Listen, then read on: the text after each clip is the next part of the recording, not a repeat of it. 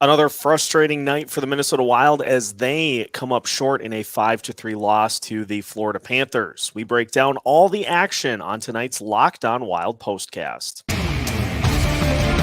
You are Locked On Wild postcast, part of Locked On Sports Minnesota, your team every day.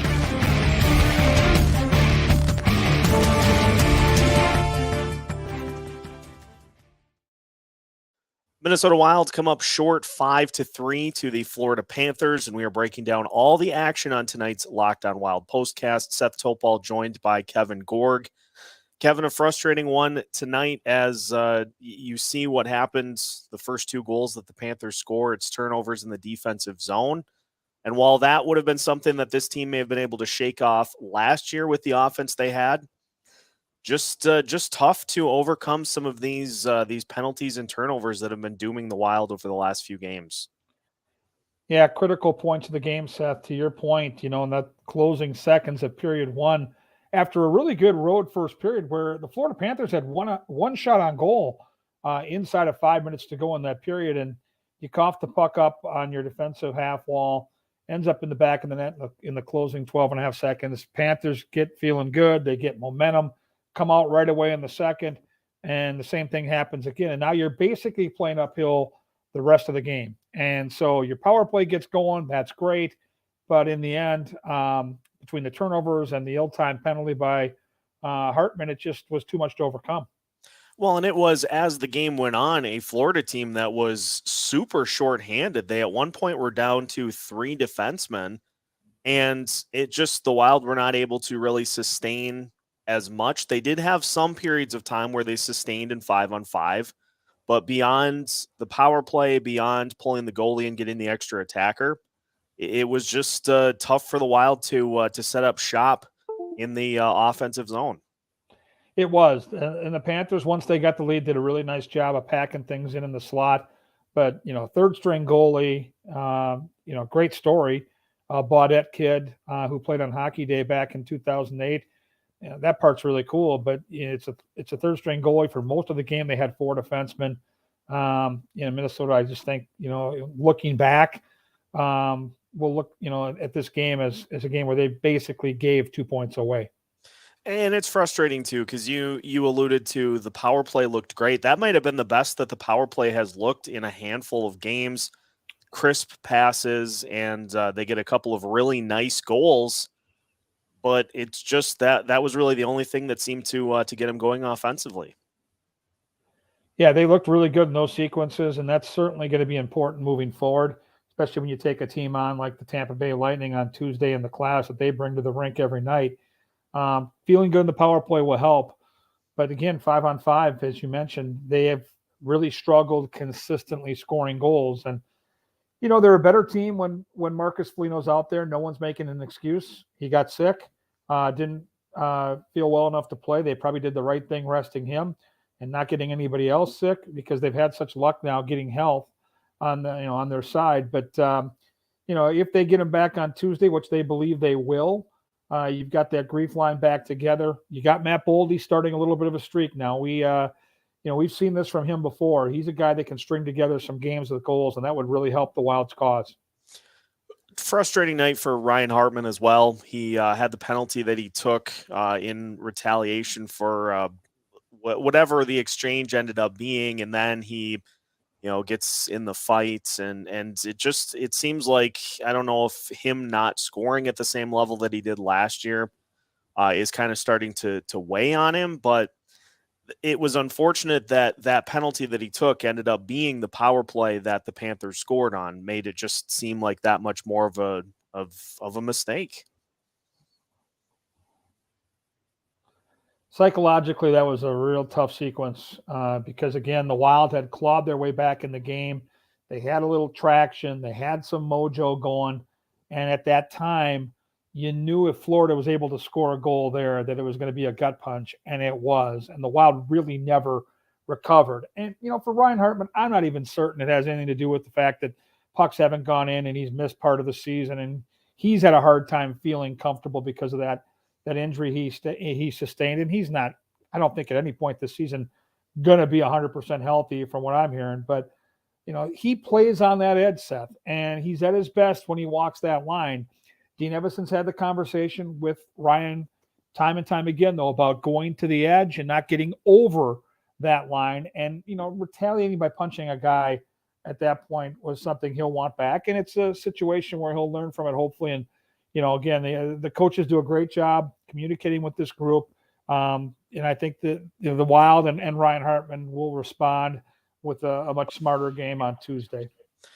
Just looking at Gustafsson's performance as well, Kevin, before we start to take more of a look at Tampa Bay, both him and Marc-Andre Fleury have really helped this team by keeping them in games early. And, it's tough for a goalie to make saves when you've got a guy right in front of you that has the whole net to work with. And so you look at the goals given up, but two of those were on turnovers right in front of him. And so it's tough. The numbers probably don't look as good with those two goals, but Gustafsson still had some really nice saves in this one too. He did. I think if you talk to him, he'd want the first one back, even though it was a breakdown and a turnover. He was in position to make the save, and it kind of got through him. Goaltenders hate that. They want to seal that up. They want to be compact and tight in that spot right there, and it got through him. So I think if you asked him and he was honest, he'd tell you that's the one goal he'd really want back, and it was such a big moment in the game, as it turns out, because Florida, once they got that momentum, really kind of took a hold of the hockey game. Both these guys have been so good for Minnesota. And if you look at, here we are now, just past the halfway point of the season, what are you most impressed by or maybe most surprised by? And I would say the consistency that we've seen from both these goaltenders. If you look back to that first week of the season, they both looked like they were off to rough starts. The team was giving up a bunch of goals, and they've ended up being the real strong suit of this hockey team. So they can rely on this goaltending tandem. And I think more often than not, if you're Dean Evason in the Minnesota Wild, you're going to be in a position to win the game, and you're probably going to win that battle. And, when you look at that matchup every night, if you can win that matchup, 7 or 8 times out of 10, which the Wild have this year, you're likely going to be a playoff team. A 5-3 loss for the Minnesota Wild. We will take a look at the Tampa Bay Lightning coming up next for the Wild on Tuesday, plus whether or not we see some lineup tweaks for this team heading into that Lightning game. All of that coming up as we continue tonight's Locked On Wild postcast after a word from our sponsors. And tonight's Locked On Wild postcast is brought to you by Built Bar. If you're looking for the perfect treat to help you get 2023 started on the right foot, Built Bar is the way to go. Now, why Built Bar, you may ask? Well, for starters, they're covered in 100% real chocolate. They also come in some unbelievably amazing flavors like churro, peanut butter brownie, and coconut almond. And not only that, we've talked all year about how you can get Built Bars at Built.com and have them sent right to your door. But what if I told you didn't have to wait? You can head to your nearest Walmart or Sam's Club to pick up a box of Built Bars and get things started right away. If not, make sure to head to Built.com and grab yourself a box of Built Bars today. Continuing tonight's Locked On Wild postcast, Minnesota Wild lose 5-3 to the Florida Panthers. Seth Topol and Kevin Gorg breaking the action down. Kevin, do you think we'll see any tweaks in the lineup? Obviously, getting Marcus Foligno back will be a boost, but we saw Mason Shaw in the lineup in his spot tonight. And another game for Alex Goligoski where I thought he played well. Do you see any lineup changes for this team coming in against the Lightning? I'm torn because I agree that Goligoski, once again, you just see the smarts that he brings to the table. And, he's at, the final chapter of his career, final couple of years likely for Alex. He's been such a good hockey player, and he's just an awesome individual. I would not be shocked, though, if Matt Dumba draws back in, and I'll give you a couple of reasons. Number one, it is the guest trip, and Matt's been, I got to tell you, you never know how these players are going to react, especially guys that love to compete like, a player like Dumba. What I saw tonight when he warmed up, because there were other players that were banged up, and the Wild were tinkering with playing an extra defenseman and one less forward. He came off the ice, got his gear off, and like he always is, he was pumping the guys up, leading the charge as they lined up to go on the ice, hung out down by the locker room the entire game. And that really shows the leadership that Matt possesses. He has been, behind the scenes, just an unbelievable leader, an emotional guy for this hockey team. So I would not be shocked if he draws back in. Now, will Goligoski come out? I don't know. Dean's got some options back there, but certainly that's something they're going to consider. Marc-Andre Fleury likely gets the start as this rotation continues. That Dean Emerson said is a rotation, but they're both playing well, so it is a rotation. But, I think that'd be the only change. And let's hope Marcus Foligno gets healthy, because the fact that he wasn't at the team meeting this morning, the fact that he didn't play, means he was really, really sick. And now hopefully he can recover with the off day tomorrow and then get back on the ice for practice Monday when the Wild travel to Tampa. Kevin, I wanted to ask you too, Kirill Kaprizov, with Matt Dumba not in the lineup tonight, got to wear the A on his sweater. And, being the kind of the face of the franchise, all the goals that he scored over the last few years, I would imagine that's got to be a cool moment for Kaprizov to be able to do that. And it speaks to kind of what this team thinks of him, not only with his production on the ice, but the leadership that he is bringing to the team as well. It's funny. Wayne Gretzky made a comment later in his career. He was asked about what it meant to be a captain. And he said, it's the ultimate compliment. He said, because the biggest challenge you face as a hockey player is not scoring goals. It's not winning games. It's earning the respect of your teammates and your coaches. And even though early on, certainly there was a language barrier, certainly he was still adjusting to life in the States coming from Russia. And certainly there was a pandemic, but he's earned that respect because of the way he's handled himself and the way he consistently goes about his business. You won't find a harder working guy. You won't find a guy that gives up more every single night. He's getting slashed. He's getting hit.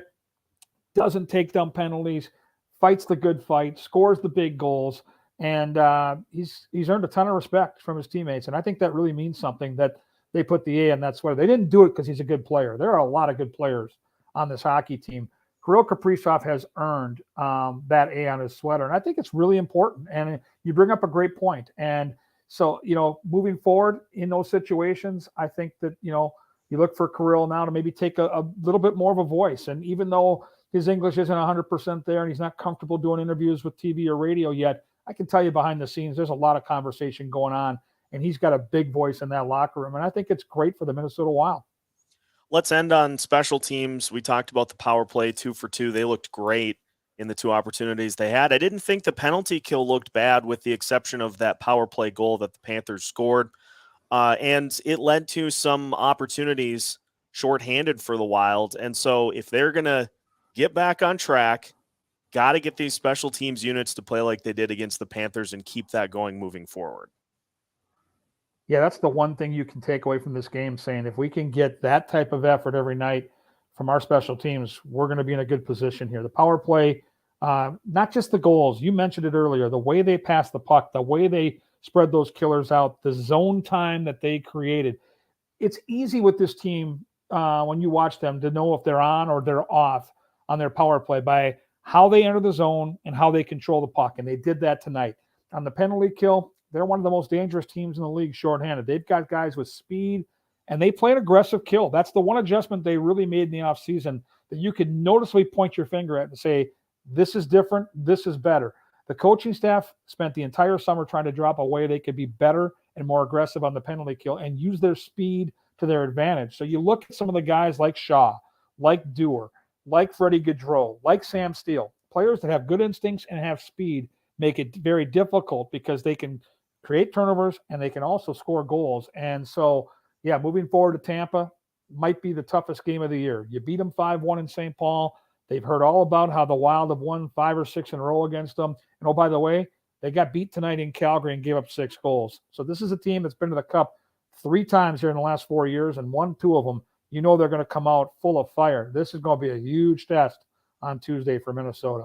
Should definitely be a fun game, and we'll have more of a look at the game with another preview for you before Tuesday's game against the Lightning.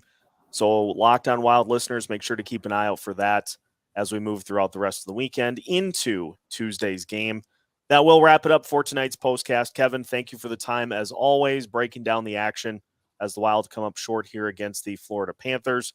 Locked On Wild listeners, make sure you subscribe everywhere you can so you don't miss out on any of our pre- and post-game content, as well as episodes throughout the week as well. Follow us on social media, YouTube, and all of your favorite podcast platforms so you don't miss out on any Minnesota Wild news throughout the week. We've got new episodes every Monday through Friday as part of the Locked On Sports Podcast Network.